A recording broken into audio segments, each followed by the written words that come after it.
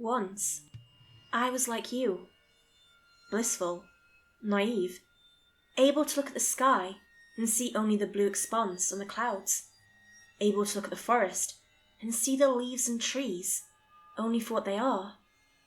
Then, they were taken from me. My family. We lived in a modest house tucked up against a stretch of forest. I live there still, but it is a hollow shell now. I am reluctant to use the word live. Reside. I reside here. Yes, that is more accurate. The doors to my children's bedrooms stay closed. I sleep on the sofa instead of in the bed. I shared with my husband, and I allow the dust to settle where it will. I feel like I am floating through the remainder of my days, now that this house is empty. I marvel that I still leave footprints behind. I remember that day in fragments. It was overcast. I remember the weight of the grocery bags, but I could not tell you what was in them. I remember the way the creak of the door hinges echoed in the empty house, how my call to my children went unanswered. I abhor silence now. I fill my minutes with sound, with a TV, with music, anything to stave away that thundering emptiness that is forever etched into the recesses of my mind. At some point, I must have put the groceries down, but I don't recall this. My memories skip about. I remember the pattern of light on the floor of the kitchen, streaming in through the window over the sink with vivid clarity. I don't remember anything else other than the light on the door, just that brief image like a snapshot in time. I can close my eyes and conjure it perfectly, the screen with minute rips and tears, the flat shadow of the clouds like a blanket on the back patio, obscuring the faint stain of mould in the seams. But I don't remember my actions, just that I was standing at the back door, wondering why it hung open like this. I think I closed it. I think I searched the house and didn't find any sign of my family. Then I was outside, walking across the yard towards the forest, and all I could hear were the creaking of the branches and the rustling of their leaves. The trees were in a tumult. It was like the waves of the ocean. I felt uneasy walking among them, and this kept me from calling out for my family. This is why I lived. There is a gulch behind the house. It is not very deep, but it is sheer, and from the top one could see clearly enough. And from the top one could see clearly through the trees that was below. My children played there often. They would slide down the loose dirt of the gulch and then climb back up again until they returned home muddy and tired. We permitted it. I never feared for their safety.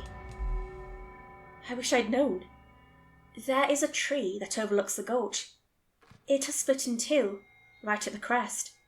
Over time, dirt has filled in the gap between stable ground and the tree trunk, so that a slight bridge of sorts exists. You can walk right up to the split in the tree and lean out over the gulch and stare down into it. It is an old tree, but even it was creaking as it moved that day. I wondered when the wind had picked up so drastically, and if I should be concerned. Yet I wanted to see if my family was there, if the children were down in the gulch, or if perhaps my husband had gone to join them. The tree's bark was rough underneath my palms as I leaned on it. I remember how it left imprints in my skin from how hard I gripped it. I don't like touching rough things anymore. I don't like the feel of wood. My family was down there. All three of them. My husband and my two children. One of them, the youngest, was no longer moving. I suppose that is a mercy of some kind. I think my children were playing in the gulch, as they often did. My husband must have heard their cries and run to their rescue, thinking perhaps one fell. Perhaps it was a broken leg. Something they could be safe from. Not this. How could anyone expect this? There are things in the woods. I understand this now. I wish I'd understood this before, when I naively let my children go play there, ignorant of the danger. The woods stretch for miles. They harbour many things. And now, perhaps lured by the sound of children laughing, of easy prey, some of those things had stayed close to my home. There were 4 of them. They were human, naked and filthy, with the heads of wolves. Yet even those were deformed. One had 2 heads, branching at the neck, that turned and snapped independent of one another. Another had two faces, conjoined in the middle with a single blind eye in what should be the forehead, an empty socket where the two sides merged. Its mouth hung open, unable to close, and it stumbled back and forth in a wavering, disjointed line. Yet another had no muzzle, its tongue hanging out from between the handful of teeth in the round hole of its mouth, black and swollen, like a tumour. I do not think these are the only horrors in this world. These were just the ones my family was unfortunate enough to be killed by. My husband fought to reach our surviving child. He grappled at the one closest to him, but it was in vain. The two of them were dragging the eldest away, and then one of the wolves crouched over him, tore with those teeth, and our son was gone. It was quick. There's that at least. But my husband, mad with grief and rage, continued to fight. There were too many. They were too strong, inhuman, obscene things, born in some dark place along with the other monstrosities that lurk in the recesses of the forest. One grabbed his left arm, another grabbed the right, and they pulled. I think he screamed when it came off. The arm. I think he did, but I don't remember it.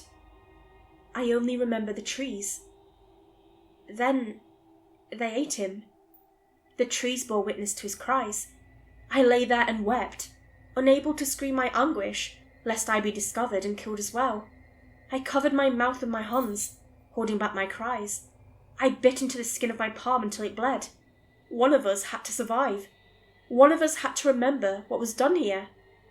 Sometime later, much later I think, I found myself slouched in that split of the tree, listening to the gentle murmur of the leaves above me. I considered letting myself fall, sideways, down into the gulch, and it was a silly, desperate thought. The fall wouldn't kill me, might not even break any bones. Nothing but soft, loose soil to catch me. I went down there. I searched, and I think I was half mad with my own grief. The creatures had even eaten their bones. I'd heard the cracking as I desperately covered my ears to block it out. I thought, though, perhaps there would be something left. Anything. But those monsters ate everything, their jaws distending to swallow limbs whole. My youngest was eaten in one bite, the belly of the creature swollen like a snake when it was done. I'm not sure what I wanted. Something. Something to prove to myself that they'd lived and died here. Something to take back with me. Maybe they wouldn't be fully gone if I found that. I stumbled through the woods in an ever-widening circle until the sky grew overcast and it began to rain. Only then did I return to my silent house, and only then did I allow myself to scream and cry with the shock of what I had witnessed.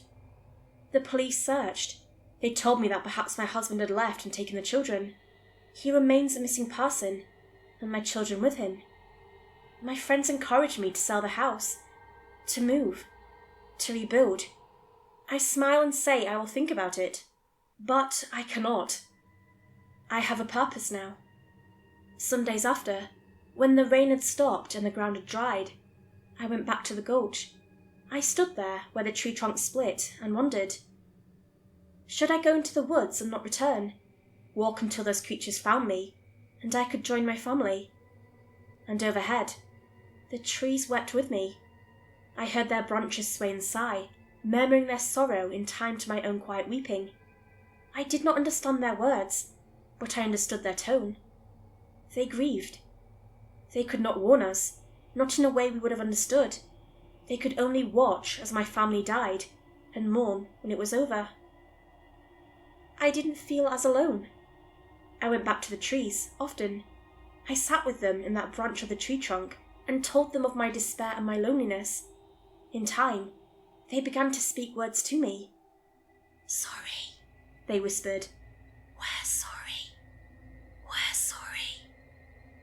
They learned it from me, I think. I understand why they apologize. I know why the trees shook and roared as I entered the forest. They tried to warn my children. They tried to warn my husband.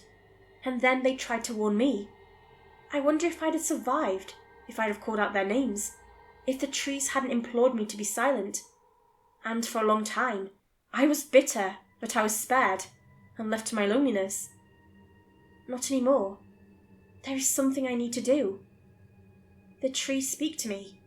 They are hard to understand, but I have learned something of their language, and so I try to teach them our own.